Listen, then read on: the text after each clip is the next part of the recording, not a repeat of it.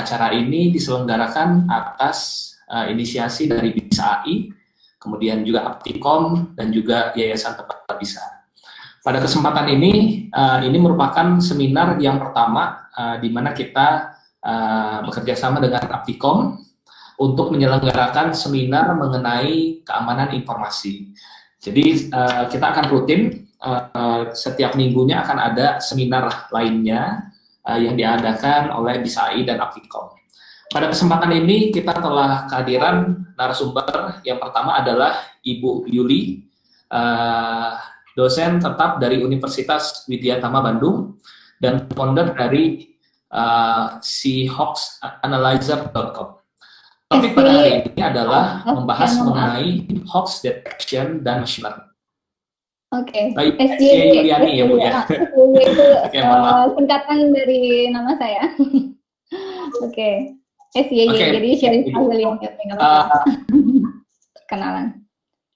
Ya baik, terima kasih Bu atas koreksinya.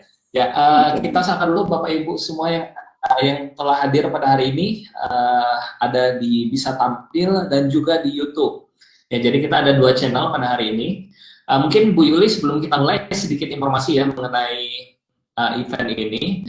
Nah, jadi mungkin banyak yang bertanya, ini memang event pertama kita dengan Aptikom. Jadi Bu Yuli ini pertama di sini ini event Aptikomnya kita. Oke.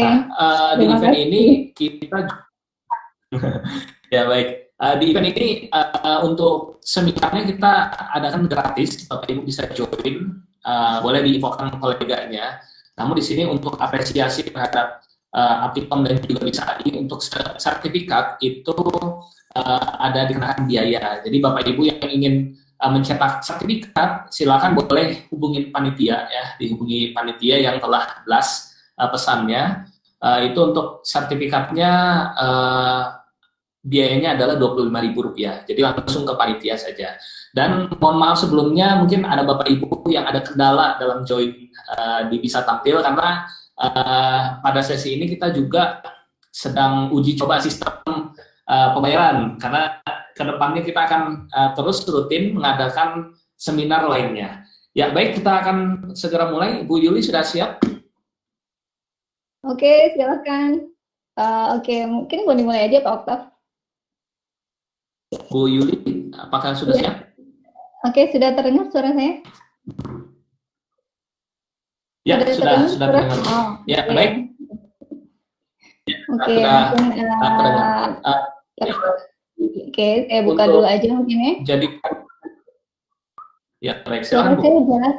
Suara saya jelas Pak Oktav. Oke, suara saya sudah jelas Pak Oktav. Oh, oke. Mungkin berarti loadingnya. Oke, saya buka aja dulu mungkin ya. Assalamualaikum warahmatullahi wabarakatuh. Semuanya, selamat siang. Puji dan syukur ya kehadirat Allah Subhanahu wa taala karena izinnya saat ini kita bisa berkumpul sama-sama dalam rangka ikhtiar sharing ilmu lah ya. Mungkin saya di sini lebih ke sharing riset yang sedang saya kerjakan gitu ya untuk studi saya gitu ya.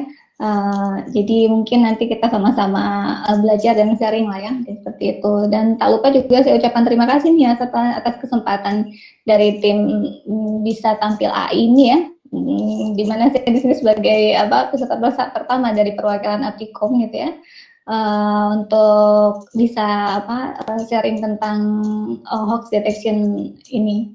Terus ucapan terima kasih juga untuk tim DA Aptikom ya yang sudah bekerja sama dalam acara ini, dan mungkin izin sebelumnya saya menyampaikan hasil riset saya ini ya kepada pembimbing saya yang ada di UTM, yaitu Prof. Sarin dan Prof. Faizal, karena beliaulah yang membimbing saya selama saya menjalankan riset ini dengan baik gitu.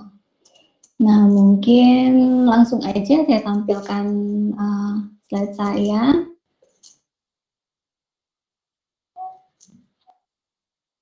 Oke, mantap ya.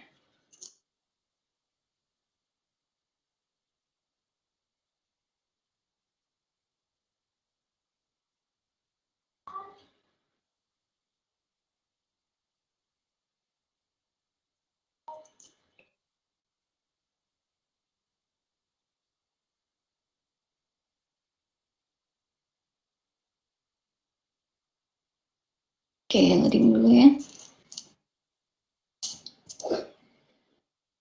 Pak Oktav nanti mohon bantuan ya kalau ada trouble. Iya, Pak, pada saat menampilkan. Oke. Ini sepertinya masih dulu ya. Belum saya tampil. Sudah terlihat. Oh ya. Oh, saya belum ya. Bentar.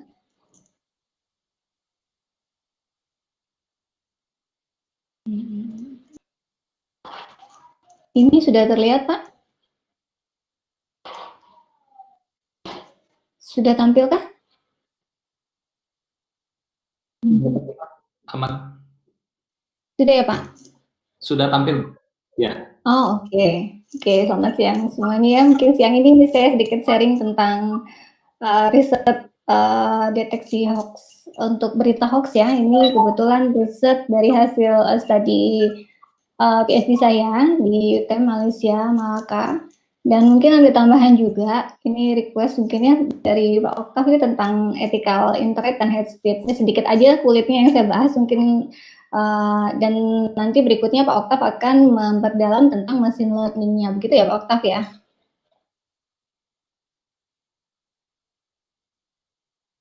Nah, ini mungkin biodata saya tadi sudah dibacakan oleh Pak Oktav sendiri. Ini hasil riset ya. Hasil riset berdasarkan laporan terbaru yang saya ambil dari WR Sosial. Ini pada tahun 2020 ya, bahwa sekitar 175,4 juta pengguna internet di Indonesia ya. Ini naik dibanding tahun sebelumnya, itu kenaikan sekitar 17% ya, dan atau 25 juta pengguna internet di negeri kita ini ya. Nah, dari berdasarkan total populasi Indonesia yang berjumlah 272,1 juta jiwa ini, maka artinya 64%, setengah penduduk Indonesia itu udah merasakan atau akses ke dunia internet atau dunia maya biasanya kenal, gitu ya. Nah, ini juga sama menjadi salah satu acuan kenapa internet ini sendiri harus menjadi fokus kita dari sisi keamanannya, dari sisi penggunaannya, etikanya, mungkin seperti itu ya. Karena lihat begitu terus meningkat penggunaan internet di Indonesia di sini. Nah, ini mungkin pertama saya sedikit bahas tentang ethical internet itu sendiri ya. Etika internet. Kalau bicara tentang etika internet, kita bicara tentang habit, etika. Etik itu ya pada tahu semua ya, adat gitu ya, kebiasaan, habit gitu, custom gitu ya, kebiasaan yang kita kerjakan setiap hari gitu ya, seperti itu. Jadi, dan internet itu ya berarti semua jaringan yang terhubung antar satu komputer di seluruh dunia gitu ya, dengan penghubung ISP-nya itu sendiri, itu adalah internet. Jadi kalau digabungkan keseluruhan etika internet itu sendiri, ini adalah salah satu kebiasaan kita atau bagaimana cara kita bersosialisasi di media internet gitu ya, dengan aturan dan rules, aturan atau rules-nya. Nah, kalau misalnya kita menggunakan internet gitu ya, jadi kita harus sadar bahwa kita itu berinteraksi dengan banyak orang di seluruh dunia, interaksi dengan manusia juga, bahwa jangan lupa orang yang membuat posting, membuat komen itu benar-benar ada manusianya gitu ya, jadi yang memiliki perasaan juga, memiliki hati juga gitu ya, mempunyai pikiran juga, jadi ada beberapa yang pertama itu yang harus kita pikirkan, yaitu kita jangan terlalu percaya dengan apapun yang ada di internet, karena dia berbentuk maya, tidak terlihat, dan ini salah satu yang harus bisa kita konfirmasi dulu apapun yang bisa kita dapat atau kita baca di internet. Amankan diri ya, amankan diri di sini dalam artian amankan dulu diri kita ya di sini ya, amankan semua properti kita gitu ya, dari semua yang kita upload, dari semua yang kita pasang gitu, kita amankan, bisa pakai antivirus, bisa pakai firewall gitu ya, dan ini bisa kita jaga juga untuk keamanan data kita sendiri. Nah, terus di sini saya kategorikan untuk etika tiga etika internet itu sendiri ya. Ini yang kita perlukan itu kita tidak membagikan atau mengcopy karya orang lain tanpa kita menyatakan source-nya, atau tidak melakukan plagiat. Terus kita juga tidak ada flaming, ada trolling, ada junking gitu ya. Sini yang bagian ketiga ini yaitu salah satu etika bahwa kita tidak memanas-manasi gitu ya. Juga tidak men-share hal yang tidak penting gitu di internet. Ini juga salah satu yang bisa kita terapkan atau bisa kita kenali gitu ya, untuk kita bisa melanjutkan beretika di internet. Nah, di sini ada yang biasa mungkin udah pada kenal ya, disebut dengan etika dengan menggunakan internet atau etiket atau network etiket. Ini etika berkomunikasi dalam penggunaan internet, atau aturan, kebiasaan, etika, etiket yang berlaku pada saat kita beraksi internet. Ini saya dapat dua ya tentang etiket ini, ada one to one, ada one to many. One to one itu komunikasi antar individu face to face, misalnya kita jawab pribadi, personal chat gitu ya, email gitu. Ini bagian dari one to one communicate. Ada etiket yang kategorinya one to many. One to many ini gimana cara kita berhubungan atau berkomunikasi di dunia maya dengan banyak orang di grup, misalnya milis, ada grup WA, grup FB, Facebook ya, grup IG, ada juga live chat yang ada di YouTube sekarang itu juga lagi rame, itu tergolong dalam one to many. Nah, saya ambil juga cuplikan atau hasil riset dari Virginia C, ini 10 core rule of netiquette. Nah, ini ada 10, mungkin ini sedikit review aja ya, bahwa kita mengenali ada 10 aturan yang ada di internet itu sendiri, yaitu salah satunya ada kita harus paham bahwa kita memposting itu dibaca sama banyak orang gitu ya. Jadi remember the human, bahwa jangan lupa orang yang membaca postingan itu adalah manusia gitu ya. Manusia. Terus yang mana pulsa itu juga manusia itu juga punya perasaan, punya pikiran gitu ya. Jadi harapan postingan-postingan yang kita posting itu lebih baik yang bermanfaat, yang bisa menjadi ladang amal juga untuk kita gitu ya. Terus ada adhere to same standard of behavior. Ini lebih ke bagaimana standar pada saat kita beretika atau berkomunikasi di internet. Ini sama dengan etika komunikasi di dunia nyata ya. Jadi kita harus bisa menghargai pendapat orang lain, mendengarkan pendapat orang lain, tidak mengganggu dan melanggar hukum yang berkaitan. Itu ada standard of behavior online gitu ya. Dan terus ada juga know where you are in cyberspace. Jadi kita harus tahu setiap situs atau forum online itu biasanya punya aturan main gitu ya. Ada suatu grup yang dimana dia tidak boleh misalnya nge-share untuk masalah tertentu, bisa politik, bisa agama gitu. Sesuaikan dengan topik yang kita share, sesuaikan dengan grup yang aturan grup yang ada gitu ya. Kalau misalnya di grup tersebut misalnya tidak boleh memposting tentang periklanan, tentang misalnya acara-acara gitu ya yang menghasilkan value gitu ya, berarti kita harus patuhi, dan kalaupun memang related ya berarti kita minta izin lah ya, minta izin agar informasi yang akan kita posting itu bisa berikutnya bisa di posting di grup ya tersebut gitu ya. Terus ada juga respect other people ya, time and bandwidth, dalam artian penting bagi kita ya gitu ya. Pada saat kita posting pesan atau apapun itu sesuai dengan grup diskusi itu ya, kita harus respect atau nyambung gitu ya.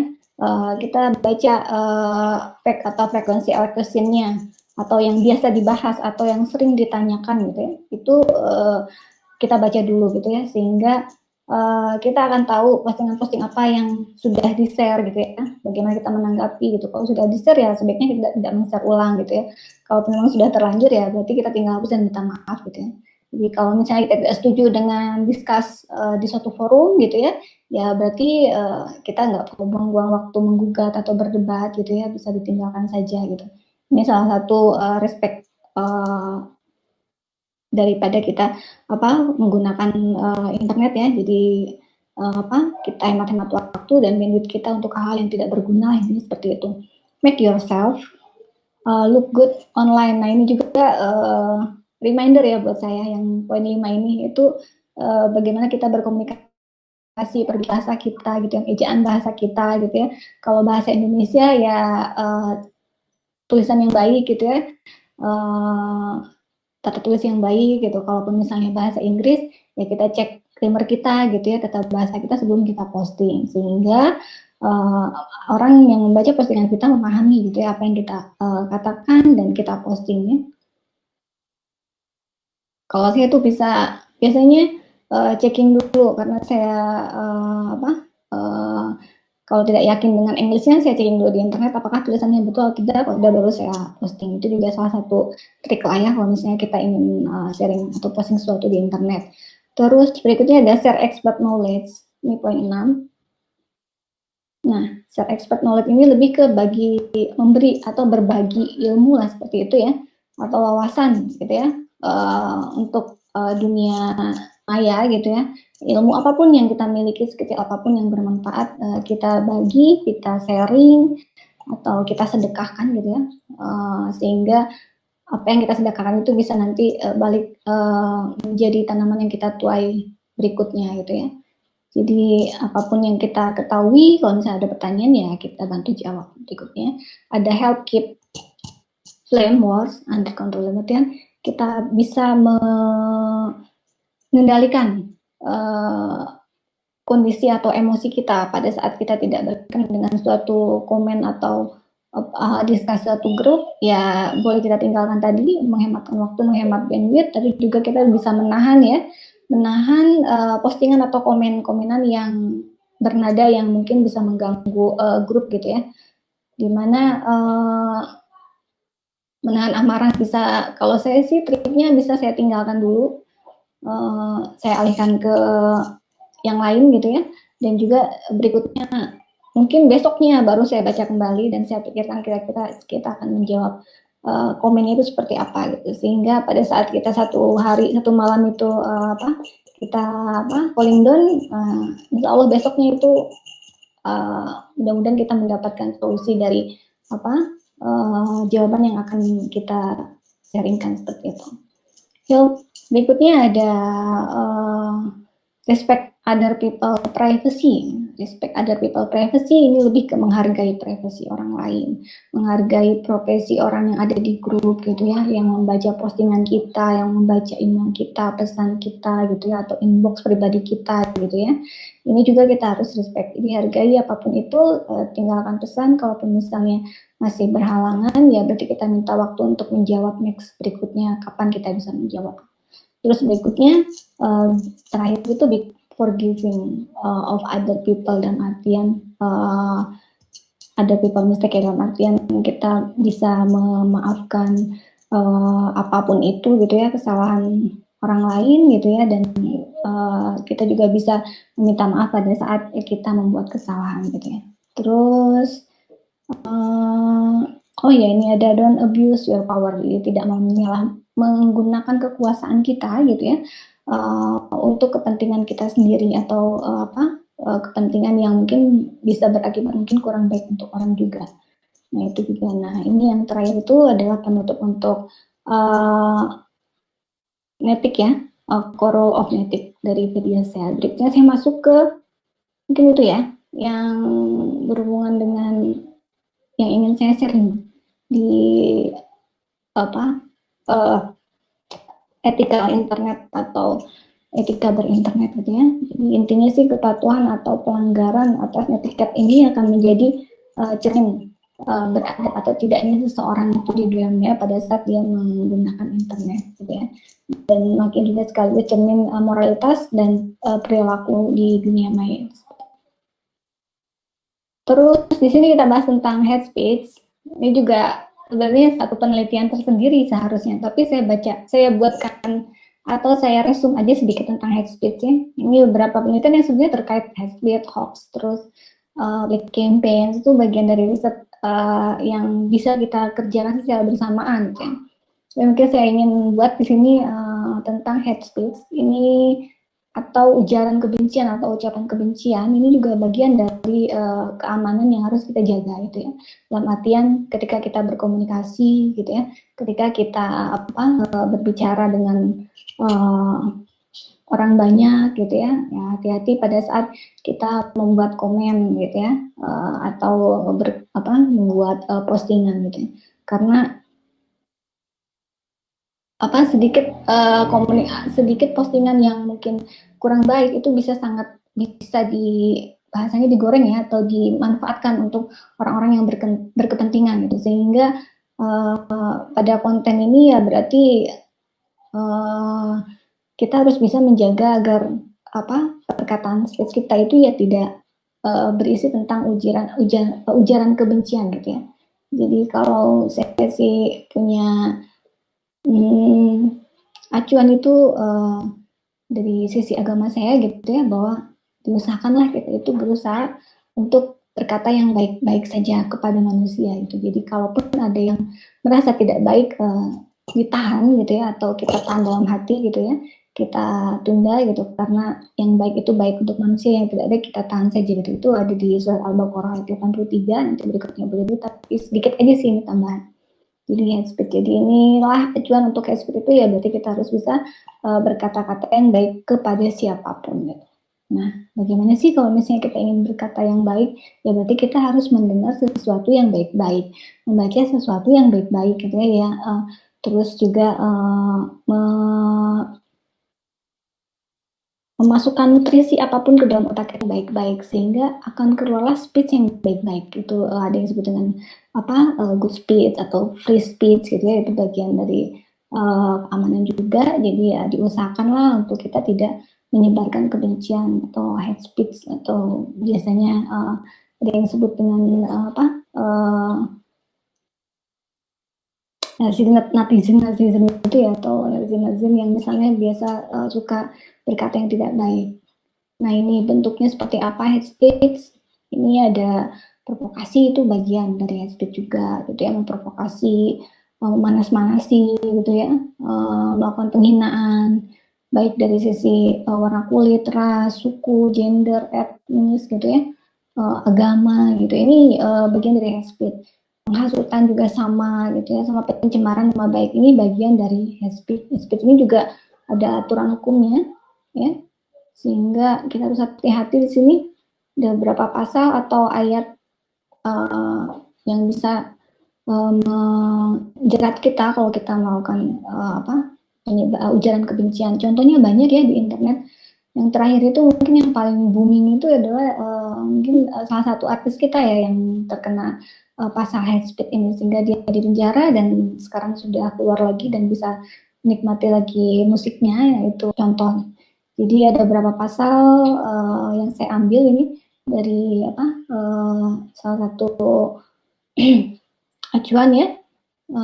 Saya lupa acuan itu saya inputkan di sini, dan juga ada dari sisi hadisnya yang saya ucapkan tadi. Jadi ucapkan kata-kata yang baik kepada manusia. Jadi ini pasal-pasal ini bisa jadi acuan buat kita untuk kita menahan perkataan-perkataan yang tidak baik. Jadi apapun itu, mau di dunia nyata, mau di dunia maya, tahanlah kata-kata yang tidak baik, sehingga yang keluar dari tulisan kita, komen kita, postingan kita itu sebaiknya yang baik-baik saja, sehingga tidak mengganggu orang lain. Nah, ini ada beberapa fenomena gitu ya, fenomena media sosial ya, internet sebenarnya. Tapi karena kita bicara tentang hate speech, jadi saya inputkan di sini fenomena yang terkait dengan hate speech lah. Saya ada beberapa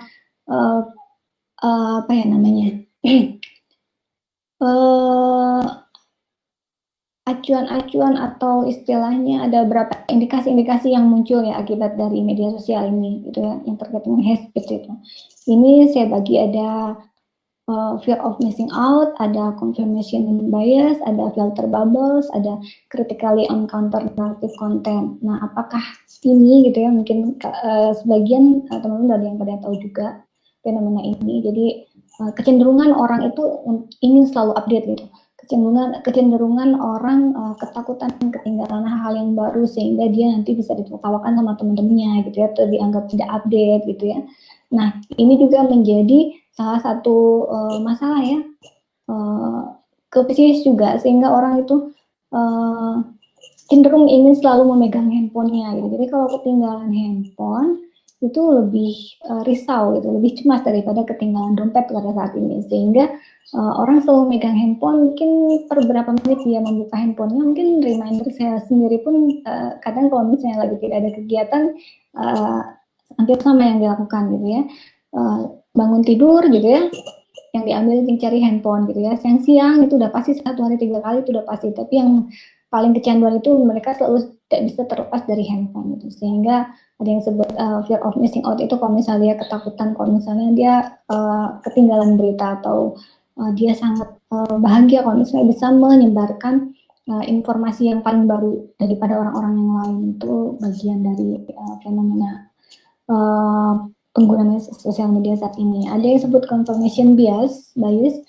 Ini melihat suatu kasus ya, fenomena berdasarkan asas yang dibangun sendiri karena sudah terbentuk pattern tersendiri yang terbangun sebelumnya. Nah, confirmation bias ini diambil dari buku The Art of Thinking ya, karya Ralph Degli. Ini confirmation bias ini sebetulnya sebagai ratu dari segala mikonsepsi. Jadi ini lebih ke kasus bagaimana fenomena atau berdasarkan asas yang mereka bangun sendiri ya. Jadi seorang mengambil sebuah kesimpulan dari sesuatu yang bisa menyenangkan diri dia sendiri gitu ya, karena sesuai dengan praduga yang mereka bangun, sehingga seorang itu menjadi terkendala dalam asumsi diri dia sendiri. Yang orang lain salah, dia sendiri paling benar gitu ya. Ini bahaya juga karena pengguna media itu tidak bisa mencium kebaikan dari rival mereka karena seolah tidak lihat dari misalnya like gitu ya. Sementara apapun citra yang dia idolakan, dia pasti akan bisa kagumi gitu dan like dan sebarkan. Jadi bisa memutar balikan fakta. Ini confirmation bias. Jadi hal seperti ini ya bisa menjadi salah satu yang merugikan kalau misalnya kita tidak bisa mencek atau merecek data yang sebenarnya. Ada disebut dengan filter bubble. Filter bubble ini kondisi di mana apa yang kita like, apa yang kita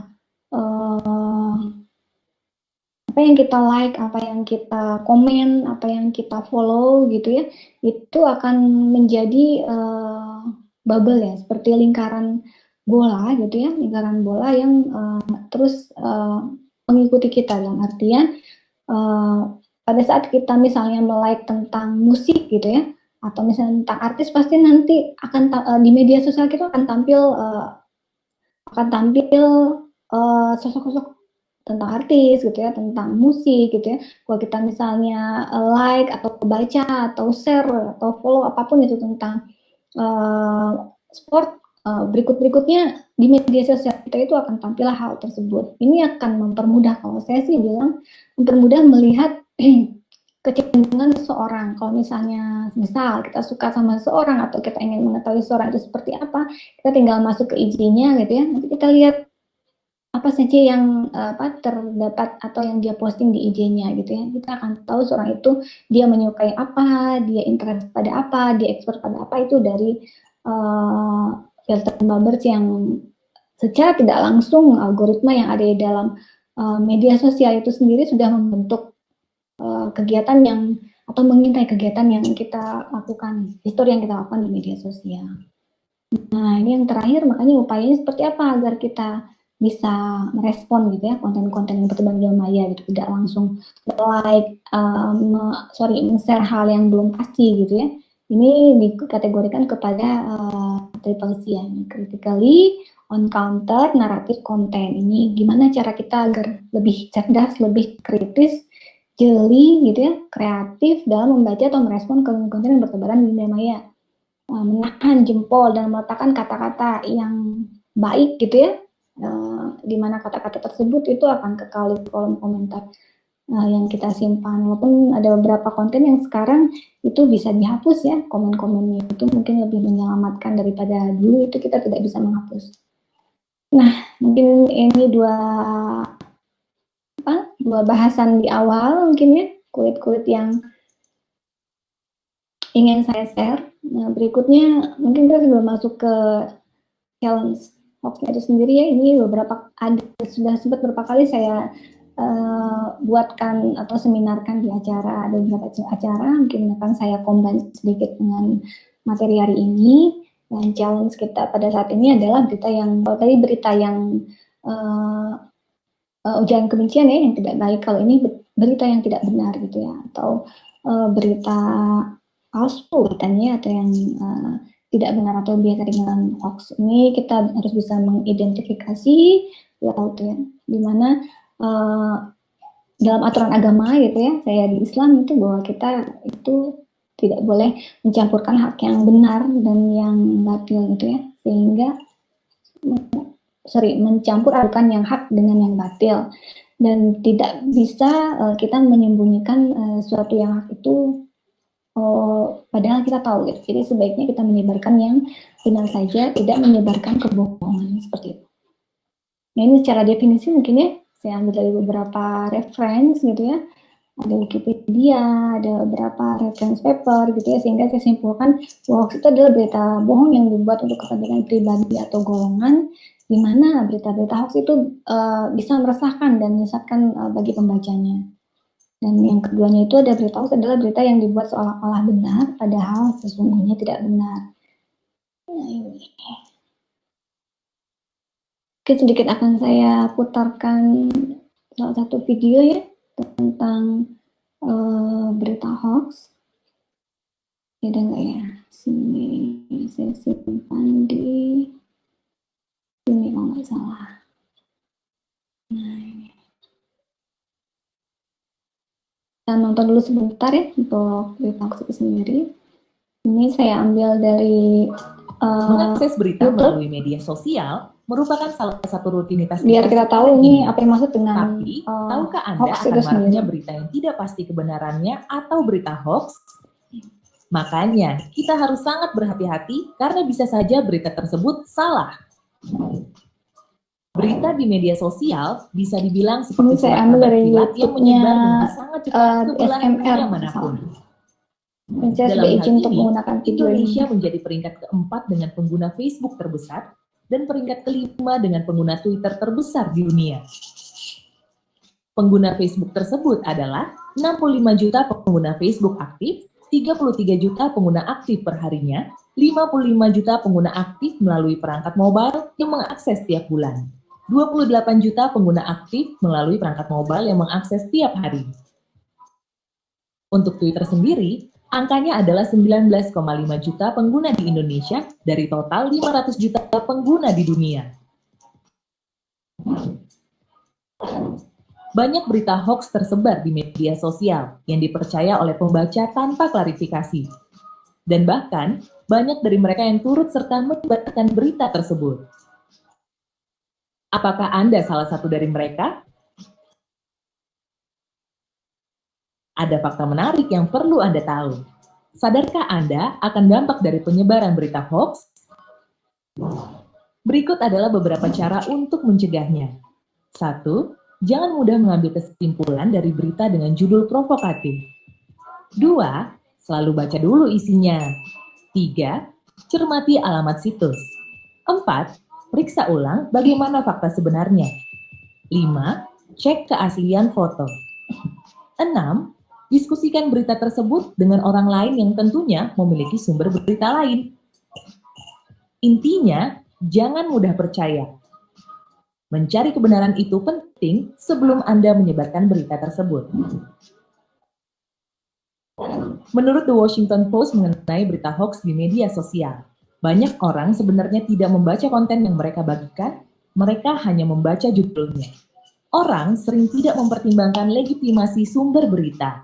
Makin sering orang melihat sebuah konten, makin mudah mereka mempercayainya. Maka, kita harus selalu konfirmasi ulang kebenaran berita. Ingat, berhati-hatilah dengan berita di media sosial. Klarifikasi dahulu sebelum menyebarkannya. Oke. Klarifikasi dulu sebelum kita menyebarkannya, gitu ya. Nah, ini saya ambil dari beberapa aduan berita hoax ya. Yang terjadi ini yang terbaru ini, Juni dari tanggal 1 sampai 8 Juni 2020. Saya ambil dari situs Jabar Hoax ya. Ini situs dari Jabar Cyber Hoax, JSH katanya gitu ya. Ini adalah aduan berita tentang hoax di bulan Juni, di mana bisa dilihat di sini sampai ke infografis top berita hoax bulan Mei dan Juni itu ada di rating 1. Ini tentang judul-judulnya dan sampai yang mengaksesnya ya, bacanya ini ada di sini. Ini totalnya sekitar 146.000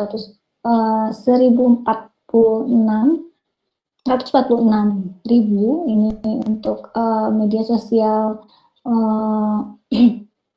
dari aduan berita ya, berita di mana yang masuk laporan itu sekitar 141 kasus untuk berita hoax, dan 52 kasus ini sudah diklarifikasi dan 88 kasus sedang proses, dan yang satu tidak masuk ke dalam syarat atau tidak memenuhi syaratnya.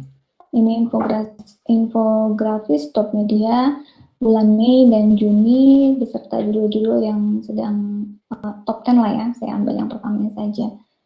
Ini berita yang tidak benar. Nah, ini ciri-cirinya gimana berarti ya kalau misalnya kita mendapatkan suatu berita. Saya lihat di sini bahwa pertama kita harus cek dulu gitu ya, apakah berita yang kita dapat itu dari sumber yang benar, yang valid atau tidak gitu. Terus kadang-kadang kita suka langsung memakan title atau judul gitu ya, judul berita. Gitu ya. Kadang dengan judul itu dibuat seprovokatif mungkin gitu ya, agar bisa menjual gitu ya, clickbait namanya gitu ya kalau salah. Nah, terus judul berita yang tidak sesuai ketika dibaca isinya ternyata kadang ada yang sampai menyimpang. Sebenarnya itu suatu pelanggaran menurut saya, tidak baik lah gitu ya. Sebaiknya memang berita itu disampaikan memang betul-betul gitu ya, jujur gitu ya, valid untuk percaya gitu. Nanti khawatirnya kalau kita membuat clickbait kayak gitu nanti berikutnya konten-konten atau postingan-postingan kita itu akan di-ban atau mungkin orang menjadi tidak percaya, menjadi dikategorikan menjadi tidak valid. Nah, terus biasanya URL-nya itu nggak jelas, gitu, alamat situs yang tidak dikenali, gitu ya, itu juga salah satu yang bisa menjadi salah satu ciri dari hoax. Terus tampilan berita dibuat seprovokatif mungkin agar orang penasaran, gitu, ingin baca, gitu, isinya seperti apa.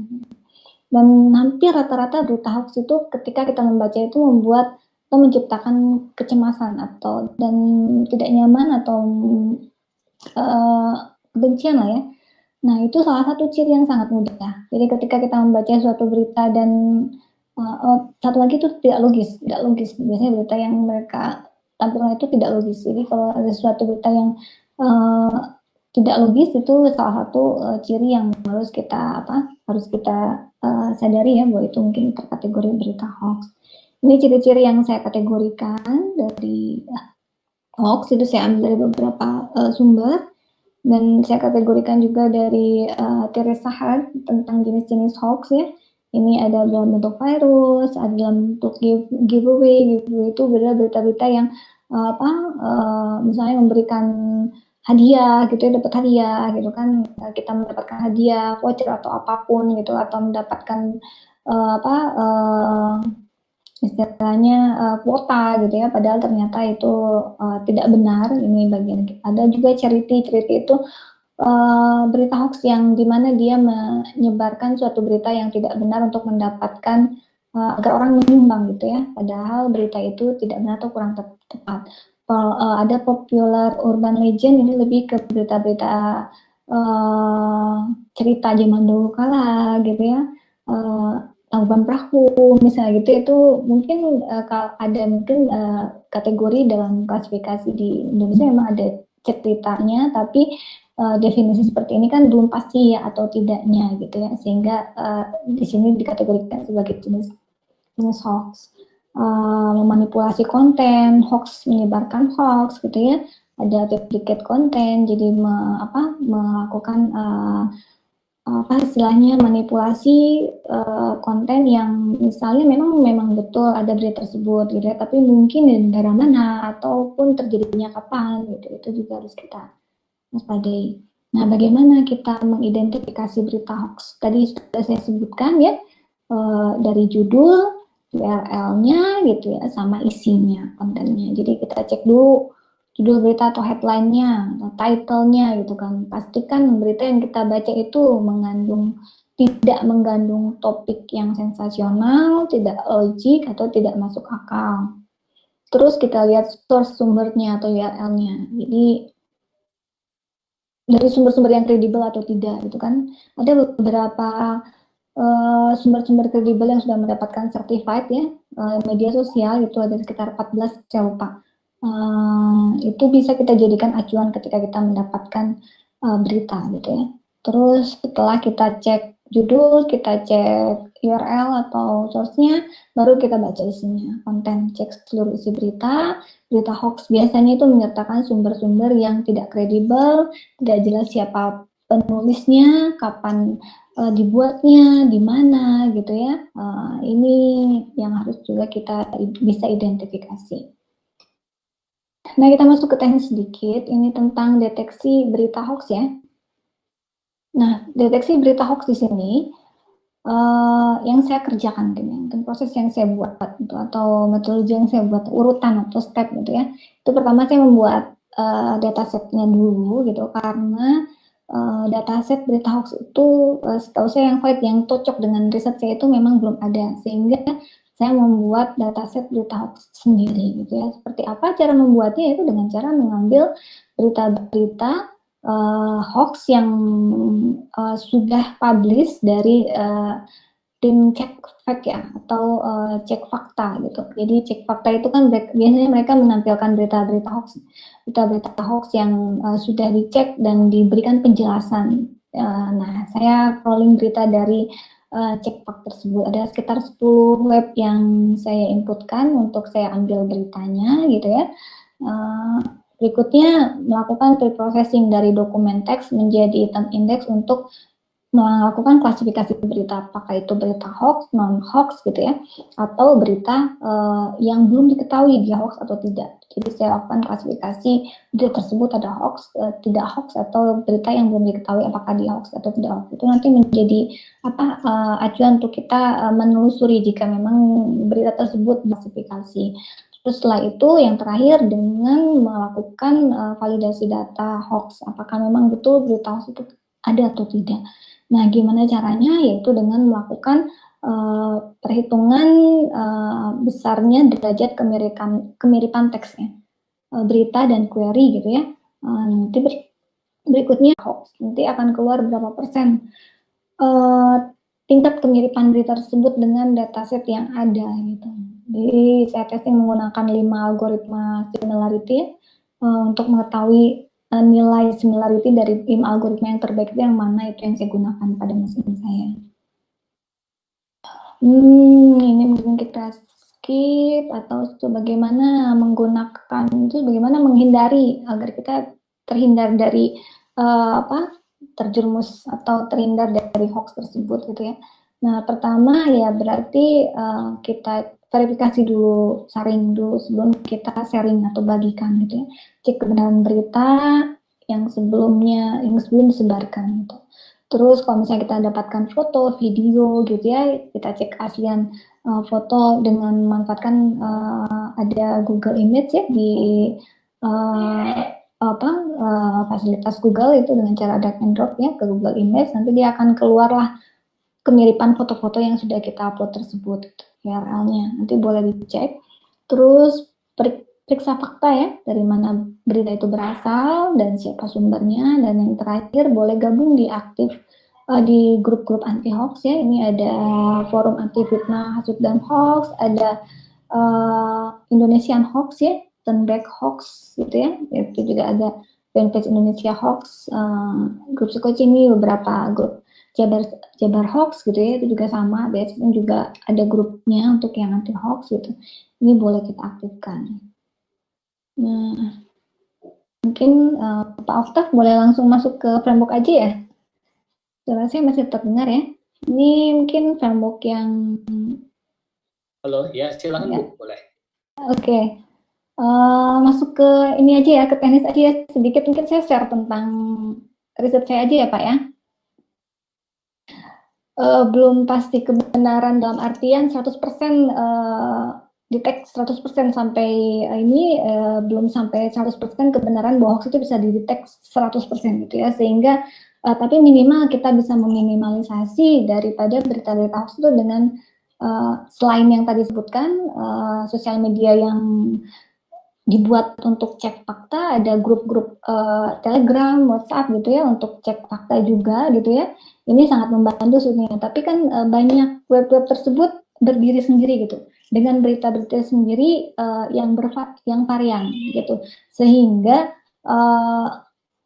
dari hasil wawancara mungkin atau diskus ya saya dengan salah satu tim check faker gitu ya, bahwa mereka menyatakan memang ketika mereka mendapatkan berita hoax atau ada pertanyaan dari warganet tentang berita hoax itu mereka harus mengecek satu persatu gitu ke setiap fanpage yang cek fakta dari suatu web gitu. Nah mungkin kalau saya menggabungkan dari mass media tersebut ya menjadi suatu ini ada website, ada videonya, ada sosial medianya, search engine-nya gitu ya. Ini nanti dengan mesin SYY ini saya mungkin jelas ya Pak Oktav. Ini SYY ini nama saya gitu. Jadi Syarifah Yuliani ini kode dosen saya juga di salah satu kampus ya untuk mesin hoax analyzer saya gitu. Nah, dengan aplikasi tersebut ini prosesnya yang tadi saya sudah sebutkan, melakukan crawling, processing, melakukan klasifikasi, kategorizing, nanti melakukan validasi. Nah, seperti apa analisernya? Ya, berarti yang tadi saya ceritakan, kita crawling atau scraping Python gitu ya, menggunakan aplikasi crawling, terus nanti berikutnya kita menggunakan data dari API ya, Google Developer, nanti masuk ke sosial media Facebook, Twitter gitu ya, baru nanti juga masuk ke search engine ya, Google Developer ini untuk analisanya. Baru nanti selanjutnya kita crawling dengan cara kita mendaftarkan beberapa website yang berisi data-data hoax. Website tersebut ya yang saya ambil dari beberapa website tim cek fakta ya saya ambil. Jadi saya registrasikan ke mesin saya register dan kita ambil crawling, namanya saya sebut automatic parsing, di mana kita mengambil berita-berita tersebut untuk dijadikan dataset, gitu ya, dengan teknik web crawler tersebut. Ini prosesnya ada kita melakukan perencanaan, kita mendefinisikan salah satu web tersebut, baru nanti kita melakukan dealing dan different website layout, baru nanti kita melakukan structuring crawling. Ini salah satu proses automatic parsingnya. Terus baru nanti kita crawling, kita lakukan removing HTML tag yang tidak berguna gitu ya, kita hapus HTML tag-nya, baru nanti kita lakukan stemming sama stopwood untuk teksnya itu sendiri. Terus kita berikan label, dikategorisasikan, baru diklasifikasikan. Nah, berikutnya nanti baru kita validasi dan ini akan menjadi dataset berikutnya. Nah, mungkin riset saya ini mungkin berbasis teks ya, text planning mungkin. Jadi nanti apapun bentuk query atau pencariannya itu yaitu berbentuk teks yang kita inputkan. Ini mungkin lebih ke passcode-nya ya. Dari bagaimana saya mengkolek hoax dataset yang tadi saya ceritakan. Pertama kita select websitenya, terus kita inputkan, kita definisikan objeknya berdasarkan apa judulnya, teksnya, kategorisasinya, siapa penulisnya, kapan dipublishnya. Nah, terus ada penjelasan juga yang kita inputkan juga di sini, analisisnya. Nanti baru kita inputkan elemen untuk mendefinisikan HTML posisinya itu seperti apa, karena kan suka ada posisi setiap web itu beda-beda gitu posisinya, ada yang judul dulu gitu ya, ada yang konten dulu, ada yang penjelasan dulu. Nah, ini bagian dari dialing with different website layout namanya, saya berikan nama. Terus berikutnya baru kita masuk ke page source-nya untuk mengambil judul HTML posisinya atau structuring crawler namanya. Ini proses collecting of dataset yang saya buat. Nah, ini bagaimana cara melakukan crawlingnya ya tadi sama, identifikasi website, setting parsing HTML-nya, kita crawling, scraping atau grabbing ya bahasa-bahasanya itu sendiri. Lalu nanti kita remove HTML text, melakukan stop word processing atau dan stemming, nanti baru ini menghasilkan dataset berita. Ini sebenarnya data udah lama ya, data terbaru ini sudah banyak sekitar belasan ribu ya, sampai puluhan ribu dataset yang sekarang sudah terkumpul ini sudah lama sekali. Jadi ada English, ada Indonesia, ada Malaysia untuk dataset, dan ini berlaku misalnya bisa untuk semua bahasa. Nah, ini proses sequence urutan ya untuk pemrosesannya. Pertama kita input teksnya, kita cek gitu ya, apakah data tersebut ada di dalam dataset kita atau tidak. Nanti dia akan masuk ke pengecekan bahasa Inggris atau Indonesia, proses teksnya, stemming, stop word-nya, parsing search, sama sequence processing-nya ini juga keseluruhan dari sequence search prosesnya. Jadi kita menggunakan API ya untuk multi language-nya itu sendiri. Nah, nanti baru kita menggunakan algoritma untuk sequence processing-nya. Nah, sequence algoritmnya yaitu dilakukanlah bentuk validasi dengan menggunakan algoritma kesamaan teks atau similarity text gitu ya. Ada 5 algoritma ya, 5 algoritma yang digunakan ya untuk melakukan validasi. Sebenarnya yang digunakan salah satu, tapi saya kemarin karena diperlukan untuk riset ingin mengetahui dari beberapa algoritma ini yang paling tinggi nilai akurasinya, yaitu saya testing untuk beberapa algoritma, sehingga dari hasil riset dengan dataset saya itu adalah Smith Waterman lumayan nilai akurasinya cukup baik. Dengan kelemahan semakin banyak teks dia semakin lama waktu dia melakukan proses deteksinya. Nah, ini bisa jadi Bisa jadi next research ya, atau future research untuk yang ingin melakukan melanjutkan riset selanjutnya, yaitu bisa membuatkan algoritma perbaikan daripada deteksi teks berita hoax ini. Berikutnya kan di sini kelemahannya Smith Waterman ini dia akurasinya tinggi tapi nilai atau waktu prosesnya menjadi lebih lama, semakin banyak teksnya semakin lama dia memproses. Nah, mungkin nanti itu bisa diperbaiki dengan algoritma yang baru. Untuk yang lagi fokus-fokus di riset ya, 3. Nah, ini bentuk kategorisasinya nanti keluarnya adalah seperti ini, apakah dia berita atau hoax atau facts gitu, nanti keluarnya seperti itu. Nanti bentuknya seperti ini dalam bentuk presentasi gitu. Jadi dia tidak ada nilai berapapun teks yang kita inputkan, dia akan mengeluarkan nilai akurasi gitu. Nah, selanjutnya untuk membenarkan iya atau tidak nanti kita akan cek di search engine-nya, seperti itu. Nah, untuk data berita yang belum ada datasetnya di database saya, database mesin hoax-nya, yaitu kita masukkan ke dalam disebut uncategorizing news. Jadi kalau misalnya belum ada, nah berikutnya kita kategorisasikanlah sendiri. Berarti mungkin belum ada yang melakukan checking fakta tersebut, cek fact tersebut, itu belum ada yang melakukan cek berita tersebut. Nah, nanti setelah ada, kita juga memberikan masukan, dan mereka bisa menyimpan email dan menyimpan berita yang belum terkategorisasikan tersebut. Nanti akan tersimpan di database, nanti boleh kita lakukan proses yang sama menjadi satu dataset yang baru. Gitu. Nah, ini mungkin nextnya kita buatkan dashboard analitik tentang misalnya hoax top 10 gitu ya, hoax, berita hoax yang paling populer, berita hoax misalnya yang paling banyak disebarkan gitu ya, terus istilahnya tipe-tipe hoax seperti apa yang banyak disebarkan, itu ada dashboard berikutnya. Masih link kanvas lebih ke project bisnis projectnya itu sendiri ya, dimana pada saat kita membuat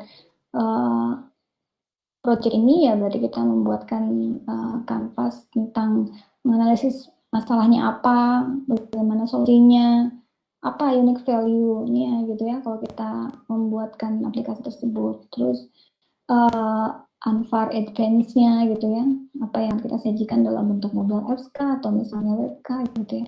Siapa nanti penggunanya gitu ya, yang pasti masyarakat Indonesia, pemerintah, organisasi, masyarakat gitu ya, organisasi politik gitu kan. Nah, terus key metricnya apa? Key metric itu yang menjadi keyword lah ya kalau saya bilang metrik itu datasetnya, search engine-nya, kurasinya, nah ini key metric untuk mesin SEO hoax analyzer ini. Terus channelnya ya bisa di sosial media, search engine, YouTube, ya, terus website, streamnya sama ini kita bahas karena belum masuk ke sana. Dan itu lebih ke value dari riset yang saya buat itu memang menggabungkan beberapa web lah ya, cek fakta menjadi satu tempat sehingga orang-orang nggak cari ke pembenaran berita itu ke setiap web, tapi dia bisa langsung cari di mesin ini, mesin deteksi ini. Nah ini next berikutnya bisa diterapkan di mobile apps ya, tapi sampai saat ini memang belum. Mungkin berikutnya harus kerjasama dengan Android developer gitu ya, yang bersedia mungkin join Mangga gitu ya di mobile apps kan. Nah mungkin selesai seperti itu Pak Oktav, lumayan 1 jam saya menyampaikan informasi tentang riset saya. Masih banyak kekurangan, perbaikan yang mungkin harus dilengkapi gitu ya. Tapi mungkin kita butuh kerja sama untuk menghasilkan sesuatu yang lebih yang sempurna itu, menyempurnakan sesuatu itu mungkin tidak bisa perorangan tapi bisa bersama-sama dengan keberagaman ilmu yang lebih varian lagi. Mungkin sekian ya Pak Oktav, sedikit sharing dari saya. Kalau misalnya ada yang bertanya, boleh ya. Nah ini penelitian terkait yang sudah publish untuk tadi saya gitu ya. Ini nanti boleh cek di Google Scholar dan Scopus. Ini mungkin kontak saya jika ada yang mau ditanyakan, silakan. Terima kasih Pak Oktav. Penjelasan dari saya kembalikan lagi kepada Pak Oktav mungkin ya untuk pembicara selanjutnya untuk dari sisi machine learning-nya. Baik, terima kasih Bu Yuli atas sharingnya, sangat menarik ya. Jadi mesin hoax ini nanti bisa diterapkan juga dalam bentuk API di mana beberapa provider berita mungkinnya bisa mengaksesnya gitu. Mungkin saat ini belum tersedia ya untuk di industri. Mungkin ini bisa jadi kontribusi yang nyata dari researcher agar industri bisa menggunakan mesin untuk pendeteksi hoax ya dan lain sebagainya. Seperti itu ya Bu Yuli. Ya, kebetulan saya sudah beberapa kali presentasi dengan badan otoritas negara ya, yang dimana mereka juga sudah saya presentasikan dan mereka sudah melihat mesin ini gitu ya. Ada beberapa memang mereka akan menggunakan atau mereka invite ke dalam website mereka gitu untuk memudahkan checking gitu, karena kebanyakan pada saat ini mereka melakukan kan manual ya, cek fakta itu mereka manual mendapatkan berita terus mereka lempar gitu ya ke tim checker gitu ya. Nanti berikutnya tim checker akan menganalisis di website gitu berita itu benar atau tidak segala macamnya gitu. Nah sebenarnya saya sangat tergantung sama tim cek fakta tersebut. Jadi saya melakukan collect data itu memang dari data yang memang sudah dicek ya Pak ya ke validannya. Nah itu yang menjadi dataset saya itu sebenarnya. Dan beberapa memang sedang on progress ya untuk menggunakan mesin ini sebagai salah satu bagian dari proses deteksi berita hoax gitu Pak Oktav.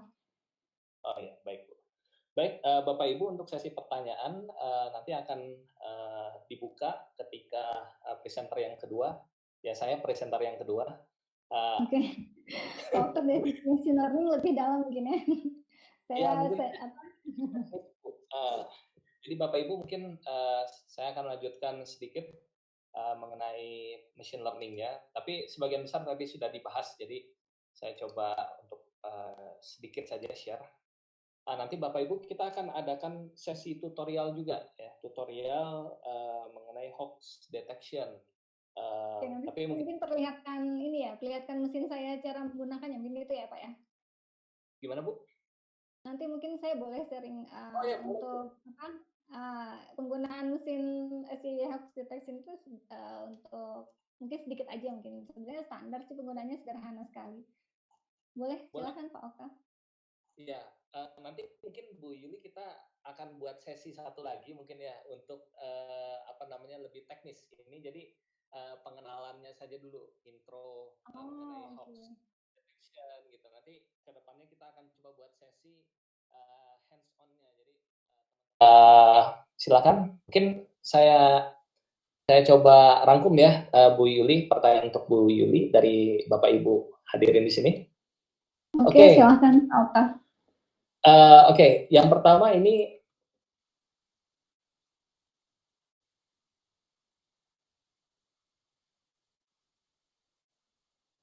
Bu Yuli mungkin bisa dibantu dijawab. Jika ada berita hoax baru, apakah dataset yang sudah dikumpulkan bisa mendeteksi berita baru tersebut? Hoax baru, maksudnya kalau ada berita baru, kita akan crawling dan jadi dataset yang baru, Pak. Iya, jadi mungkin saya tangkap seperti ini.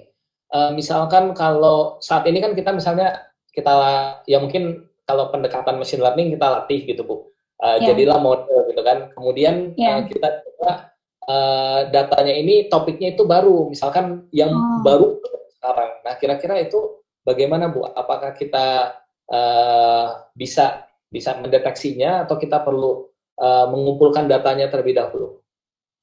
Kalau di mesin saya karena bentuknya kita mengambil data dari web checker fakta ya Pak ya. Jadi apapun itu ada berita baru, itu akan terambil dengan sendirinya dengan mesin kita. Jadi dataset. Jadi kalau misalnya sudah ada data berita yang sama, yang sebelumnya sudah ada karena berbasis teks ya, dia tidak akan ambil lagi. Tapi kalau misalnya ada baru, dia akan menjadi dataset yang baru yang akan masuk ke dataset kita.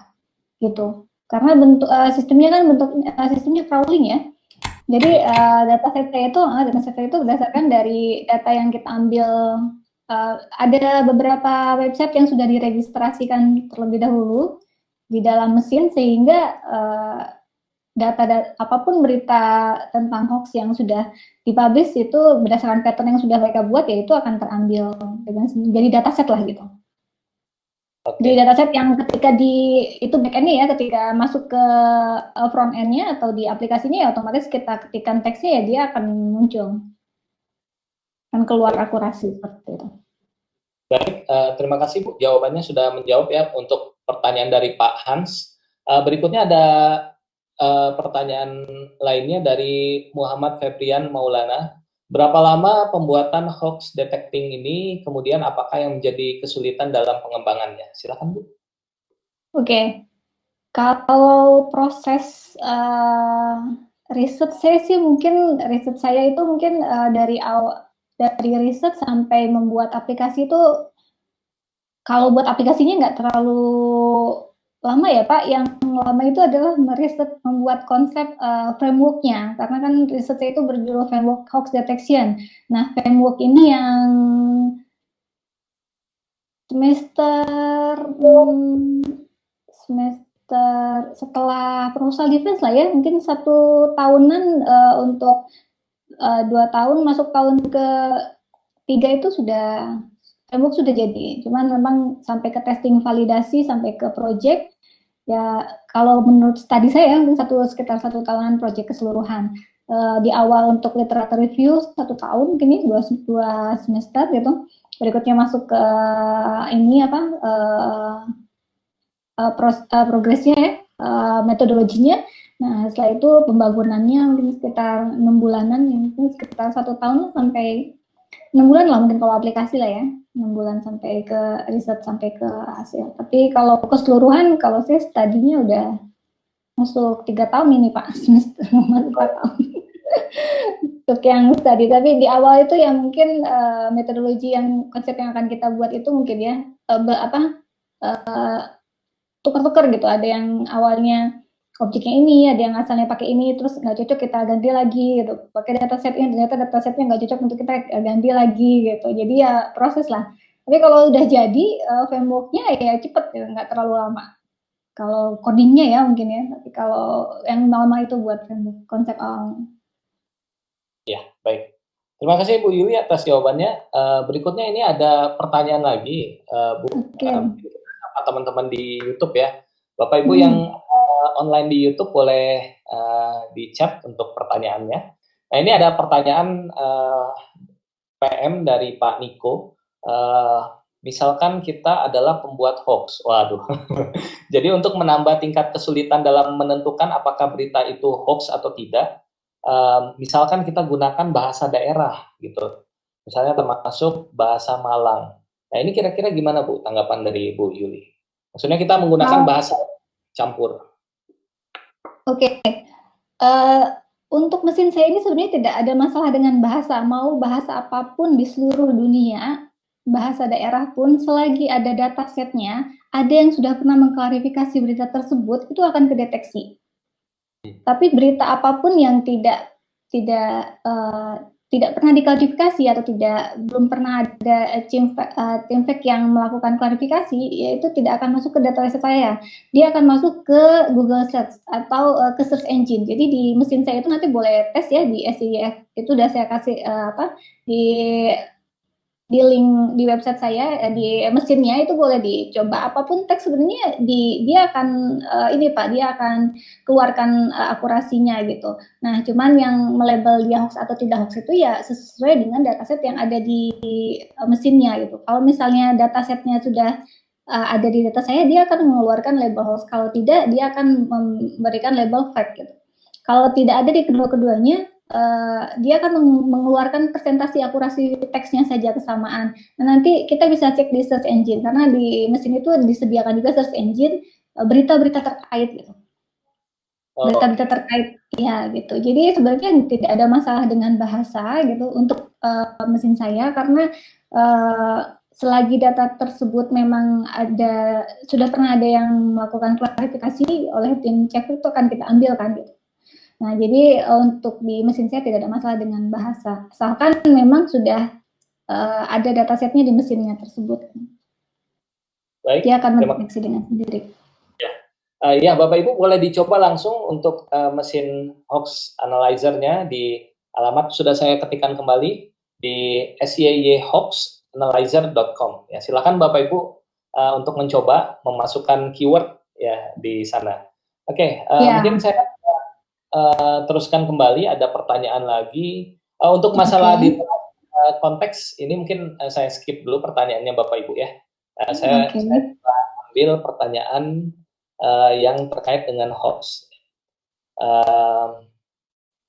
Nah, ini mungkin ada pertanyaan Bu, satu pertanyaan lagi dari Muhammad Faisal. Apakah bisa memberikan contoh hoax detection untuk contoh hoax di Indonesia mungkin ya? Contohnya tentang isu COVID mungkin ya, COVID-19. Oke, coba maksudnya gimana memberikan contoh? Contohnya mungkin lebih ke arah, kalau saya tadi jelaskan domain ya, misalnya COVID-19, saya misalkan ambil data dari sosial media, kemudian ya contohnya mungkin Bu. Contoh, ini lebih contoh ya Pak Faisal, mungkin boleh diperjelas mungkin? Maksudnya saya memberikan contoh hoax yang domain yang lebih spesifik ke arah kesehatan, politik, atau bisa semua domain kira-kira Bu? Maksudnya gimana Pak? Jadi gini, misalkan kalau di domain machine learning mungkin ya Bu ya, ataupun misalnya dataset kita itu kan ada jenisnya, ada korpus ada korpus politik, ada korpus. Kira-kira bagaimana Bu? Apakah ini kuat terhadap korpus tertentu gitu mungkin? Kategorisasinya ya? Ya, kategorisasinya. Nggak ada kategorisasi saya, itu hanya fakta, hanya hoax dan unknowns, itu 3. Nah, berita apapun, intinya berita apapun selagi memang berita tersebut memang sudah pernah diangkat dan diklasifikasikan dari 10 web yang saya inputkan menjadi website yang diregisterkan untuk pengambilan data, yaitu akan keluar dengan sendirinya. Itu aja Pak. Yang tidak masuk atau belum pernah diklasifikasi atau dalam bentuk berita, dia akan keluar bentuk fake, atau dalam kita bisa cari di search engine similarity text. Jadi kesamaan teks yang sudah kita inputkan itu apakah nanti akan keluar dalam bentuk search engine. Di dalam search engine bisa di YouTube juga ya, di media sosial juga. Itu jadi tidak ada pengkategorisasian politik gitu atau misalnya kesehatan. Jadi kalau misalnya mau cari tentang informasi corona, ketik aja teks, karena berbasis teks ya, jadi apapun yang mau kita cari, ketikan aja teksnya di mesin saya, nanti keluarnya akan keluar apakah dia hoax atau tidak hoax gitu, atau akan keluar dalam bentuk berita-berita lain yang terkait dengan teks yang diketikkan. Seperti itu Pak. Oke, baik, terima kasih Bu. Mungkin karena waktu kita terbatas pada hari ini. Nggak apa ya. Terima kasih yang udah jam 3 dari jam 1, luar biasa Pak. Ya. Di sini ramai juga. Yang daftar total itu 450 total. Ya mungkin ya setengahnya persen. Ya jadi kita mungkin ada beberapa yang nggak bisa join lewat sini, lewat YouTube ya. Jadi Bapak Ibu, nanti saya akan informasikan untuk teknis sertifikat dan lain sebagainya. Mungkin saya tutup dulu sesi pada hari ini. Bu Yuli, silakan jika ada kalimat penutup.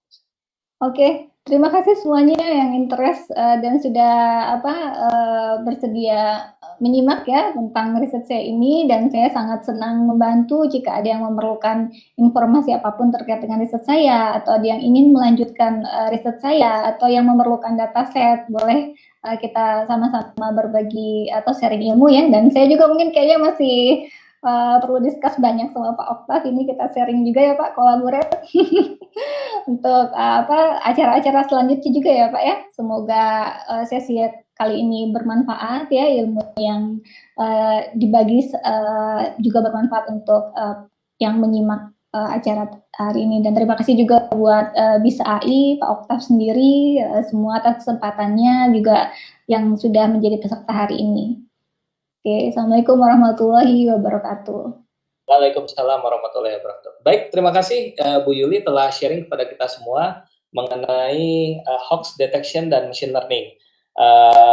Ya, bagi Bapak Ibu semua juga terima kasih yang telah join di sesi webinar kali ini.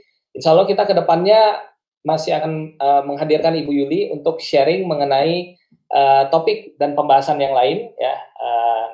Saya lagi nih Pak. Ya, sudah bocorannya Bu ya. Topik apa yang mudah-mudahan sekitar security lah ya Pak ya, sekitar masih tentang keamanan apapun lah itu ya, mau tentang keamanan e-learningnya, bisnis digitalnya, mungkin sharing sedikit lah. Nanti banyaknya Pak Oktav deh yang secara teknis. Nanti kalau dari tim BISA ada Pak Wira Satyawan, beliau akan sharing juga mengenai dari sisi security. Nanti bisa berkolaborasi dengan Bu Yuli untuk security di e-learning. Ya, pas Bu topik. Kita sama-sama belajar, insya Allah. Ya baik, terima kasih Bu Yuli sekali lagi. Terima kasih semuanya. Oke, Bapak Ibu juga terima kasih telah join di BISA. Jangan lupa untuk berlangganan dari YouTube dan Instagram channel dari BISA untuk mendapatkan informasi lebih lanjut mengenai webinar yang akan kita laksanakan di bulan ini. Pada bulan ini kita masih ada beberapa webinar.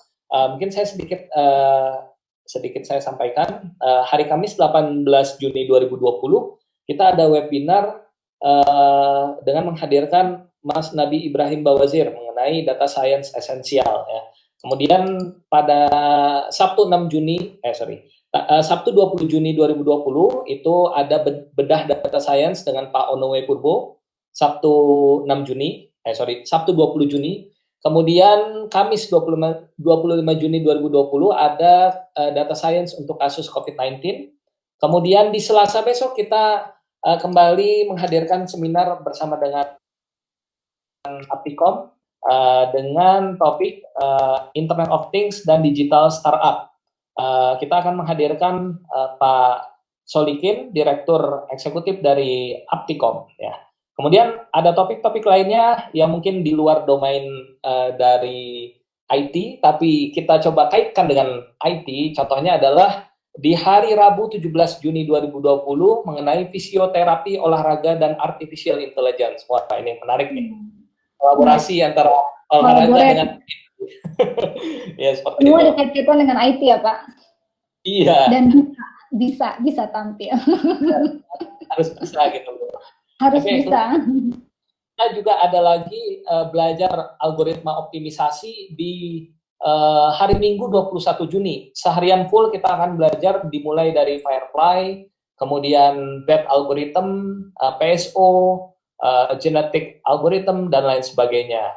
Kemudian kita juga menghadirkan CEO dari Konsuldoc ya, dan co-founder dari Konsuldoc, Bapak Roy Rocky Rogahang, untuk membahas mengenai healthcare application dan analisis kesehatan dengan Konsuldoc Apps. Kemudian kita juga masih menghadirkan CEO Talk dari Liburania ya, yaitu Bapak Kurniawan.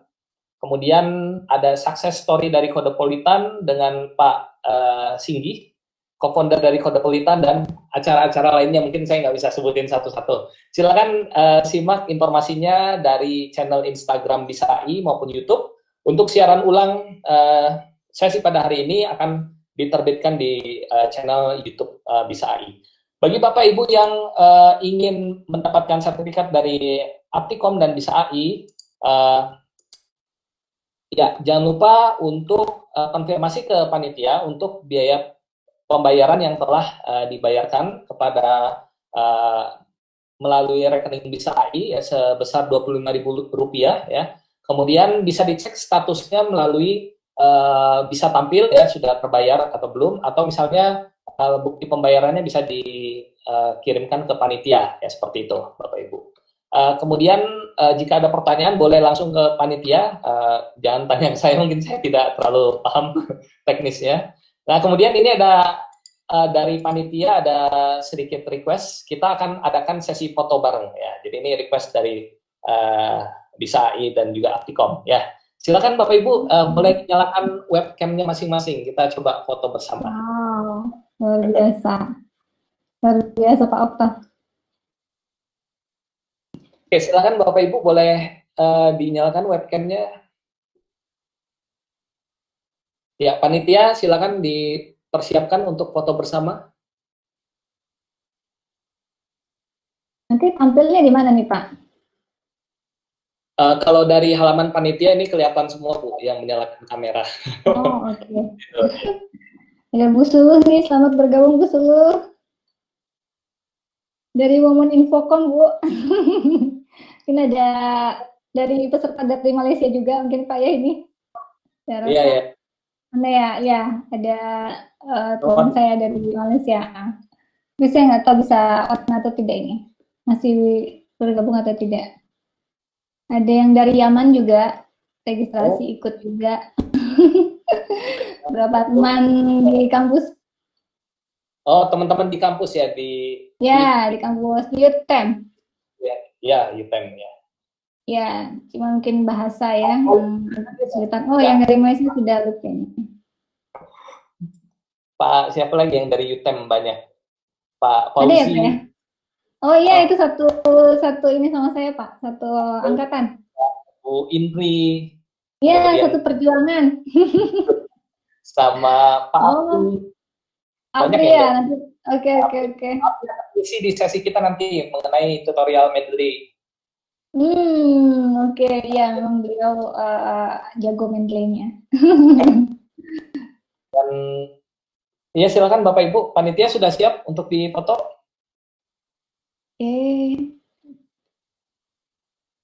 Oke. Jempol mungkin ya. Oh belum, sedang dipersiapkan tentunya. Oke. Ya. Panitia, boleh chat saya langsung. Panitia gimana?